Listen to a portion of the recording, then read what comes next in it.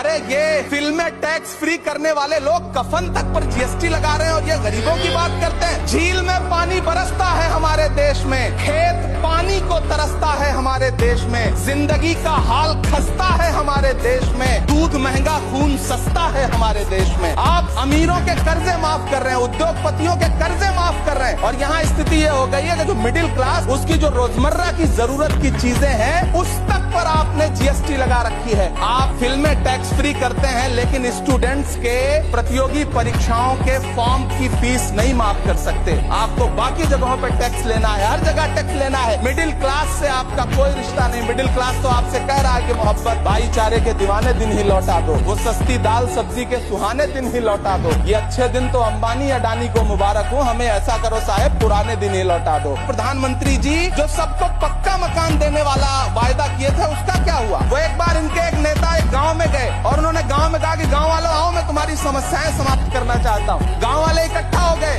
नेताजी ने गांव वालों से कहा बताओ तुम्हारी 2 समस्याएं बताओ, मैं दोनों समस्याओं का यहीं पे समाधान करूंगा। तो गांव वालों ने कहा साहब हमारी पहली समस्या है कि हमारे यहाँ कोई हॉस्पिटल नहीं है। तो नेताजी ने मोबाइल निकाला, कहीं फोन मिलाया और मिला के फोन पे पता नहीं क्या कुछ कहा कि यहाँ गाँव में हॉस्पिटल नहीं है, हॉस्पिटल तुरंत यहाँ हॉस्पिटल चाहिए। गाँव वाले खुश हो गए कि 1 मिनट में यहाँ हॉस्पिटल आ रहा है। अगली समस्या के बारे में उन्होंने नेताजी ने गाँव वालों से कहा कि मैंने आपकी पहली समस्या समाप्त कर दी, दूसरी समस्या बताओ। तो गांव वालों ने कहा साहब इस गांव में कोई भी मोबाइल का नेटवर्क ही नहीं है। ये है इनके काम करने का तरीका, ये है झूठ बोलने का तरीका।